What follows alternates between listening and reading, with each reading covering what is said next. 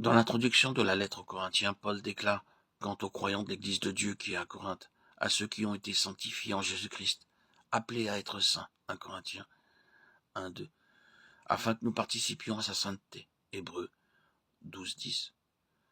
Or, c'est par lui que vous êtes en Jésus-Christ, qui par la volonté de Dieu a été fait pour nous sagesse, justice, sanctification et rédemption, 1 Corinthiens 1, 30.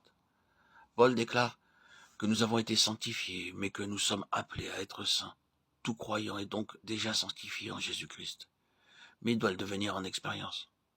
C'est en vue de ce devenir que nous sommes par Dieu en Jésus-Christ. Il nous a plantés en lui. Christ, notre sanctification.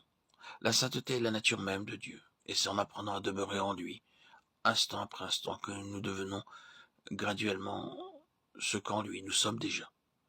Nous devons permettre l'intervention constante de Dieu par l'Esprit pour détruire tout aspect de notre vie naturelle qui voudrait se manifester afin que le développement de la nature sainte de Christ puisse se poursuivre jour après jour. Nous devons être un avec le Saint-Esprit dans le travail d'émondage. La sainteté est progressive et atteint son plein développement en demeurant un avec Christ dans sa mort, quant à notre vie propre, qui a été jugée une fois pour toutes. Dieu ayant donné son verdict, jugeons-la aussi, et par une offrande joyeuse, livrons-nous à lui, le vivant.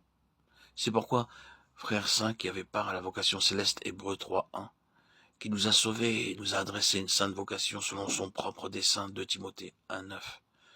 Dieu ici nous adresse cette vocation en vue d'édifier sous la conduite et l'autorité du Seigneur une maison. Mais Christ l'est comme fils sur sa maison, et sa maison, c'est nous, pourvu que nous retenions jusqu'à la fin la ferme confiance et l'espérance dont nous nous glorifions. Hébreux 3, 6. La première chose spécifiée par Dieu à Moïse concernant le tabernacle est que le peuple devait apporter des offrandes.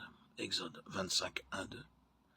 Ceci est un détail important à souligner, car bien que Dieu avait un plan parfait dans son cœur relatif à cette construction qu'il désirait, afin d'habiter parmi son peuple, elle ne pouvait se réaliser que si le peuple apportait des offrandes.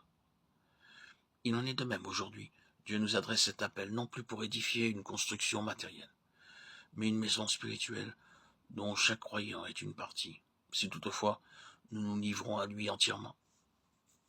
Cette maison doit être aussi édifiée d'après un modèle céleste. Et ce modèle, c'est Christ. Ainsi, la maison de Dieu, dans toutes ses parties constitutives, est édifiée organiquement par la vie du Seigneur, circulant librement en chacun des membres. Cette maison doit être une reproduction de Christ, le grain de blé, une conformité à lui, le modèle.